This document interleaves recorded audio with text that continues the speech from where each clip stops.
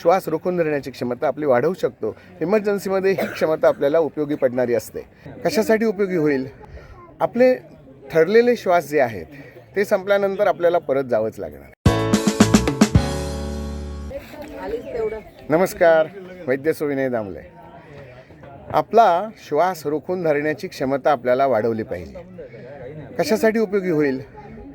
आपले ठरलेले श्वास जे आहेत ते संपल्यानंतर आपल्याला परत जावंच लागणार आहे.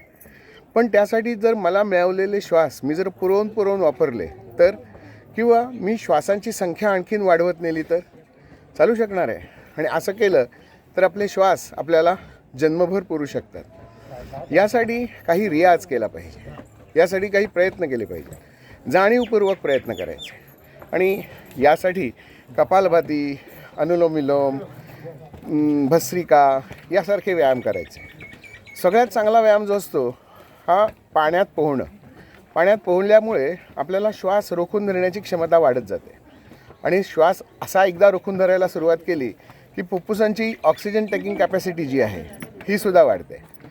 असं चालणं लेण्याद्रीच्या पायथ्याशी मी उभा आहे. लेण्याद्रीचा चढाव, पायऱ्या चढताना जी काही दमछाक होते, ही दमछाक आत्ता दमछाक वाटते, परंतु नंतर फुफ्फुसांची क्षमता वाढवण्यासाठी ही तुमची श्वासगती जी वाढलेली आहे ही पुरवता येते. फुफ्फुसांना आकुंचन प्रसन करण्याची क्षमता जी असते, किंवा डायफ्रॅम जो असतो हा वर खाली होणं, पोटावर काही ताण निर्माण होणं, पायांना काही ताण निर्माण करणं, हे तुमची श्वास घेण्याची क्षमता वाढवत जातात.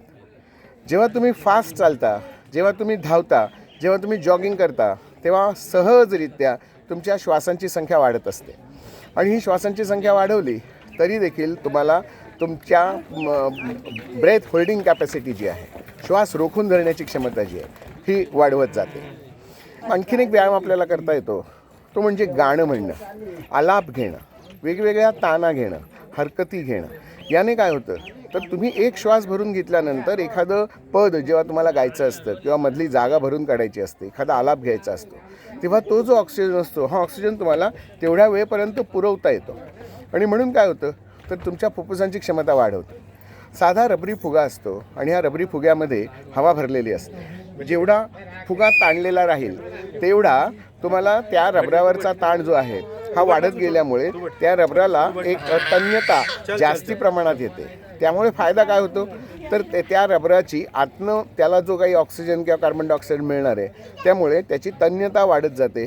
तो जो पडदा असतो हा पातळ होत जातो, कॅपॅसिटी आणखीन वाढू शकते. त्यातली हवा काढून टाकल्यानंतर जर तुम्ही तो फुगा बघितलात तर तो फुगा हवा भरायच्या अगोदरचा त्याचा जो आकार असतो त्याच्या जवळजवळ दुप्पट ते तिप्पट आकारात फुगून राहिलेला असतो.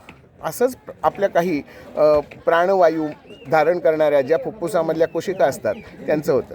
तुम्ही जेव्हा ब्रेथ होल्ड करून ठेवता, आतमध्ये श्वास घेऊन ठेवता, त्यामुळे काय होतं फुगे जे असतात आतले हवेचे फुगे हे थोडेसे तन्य होऊन राहतात, ताणले जातात. आणि ताणल्यामुळे त्याच्यातला ऑक्सिजन व्यवस्थित फिल्टर केला जातो. रक्त आणि हवा यांच्यामध्ये एक पातळ लेअर तयार असतो.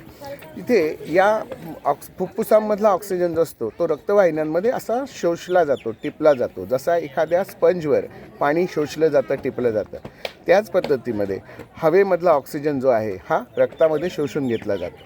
त्याचा परिणाम काय होतो? याचा परिणाम होतो की रक्त आपलं शुद्ध व्हायला मदत होत असते. तुमच्या फुफ्फुसांमधली क्षमता जेवढी जास्ती वाढवणार तेवढा तुमचं हिमोग्लोबिन वाढवायला देखील मदत होत असते. आणि त्यामुळे असे छोटे छोटे एक्झरसाईज करणं, पूर्वीच्या काळी पाणी ओढणं, जात्यावर दळणं, सारवणं, खाली वाकून काही कामं करणं, अशी कामं होत होती. त्यामुळे ब्रेथ होल्डिंग कॅपॅसिटीज वाढत होत्या. परंतु आता आमची ही सगळी कामं बंद झाली. नुसतं बटन दाबलं की पाणी बदा बदा बदा बदा घरात येतं. मिक्सरची 2 बटणं फिरवली की सगळ्याचं पीठ होऊन जातं. जात्यावर दळायला नको किंवा उसळ मुसळांनी कांडायला नको. घिरटं नावाचं पोहे तयार करण्याचं एक मोठं मशीन होतं, तेही आमचं बंद पडलं. मग ह्या सगळ्या पूर्वीचे जे व्यायाम होते हे सगळे व्यायाम बंद झाल्यामुळे आमच्या फुफ्फुसांची क्षमताच कमी झाली. आणि त्यामुळे कोरोनासारख्या काही आजारांमध्ये जी ऑक्सिजन लेवल कमी व्हायला लागली ती इथे कमी व्हायला लागली. सुरुवातीपासूनच जर आपल्याला सवय करून ठेवली तर आपल्या फुफ्फुसांची क्षमता, हृदयांची क्षमता, सगळ्या अवयवांची क्षमता, श्वास रोखून धरण्याची क्षमता आपली वाढवू शकतो. इमर्जन्सीमध्ये ही क्षमता आपल्याला उपयोगी पडणारी असते. एखाद्या बिल्डिंगला आग लागली तर आपल्याला श्वास रोखून धरायचा असतो, किंवा पाण्यात बुडलो तर आपल्याला ऑक्सिजन कमी पडत असतो. तो आपल्याला फुफ्फुसांची क्षमता वाढवायची असते. एखाद्या बंद खोलीमध्ये आपल्याला काही काळ राहावं लागलं तर आपल्याला ऑक्सिजन कमी पडत असतो. उंच जागी गेला तर तिथे ऑक्सिजनची लेवल कमी पडत असते. अशा वेळेला आपल्याला हा ऑक्सिजन जर आपण पुरवून वापरलेला असेल तर नक्की वाढवता येऊ शकतो. क्षमता वाढवणं आपल्या हातात असतं आणि जेवढं आपल्या क्षमता वाढवू तेवढं आपल्याला सुखी आणि निरोगी जीवन जगता येणार आहे. धन्यवाद.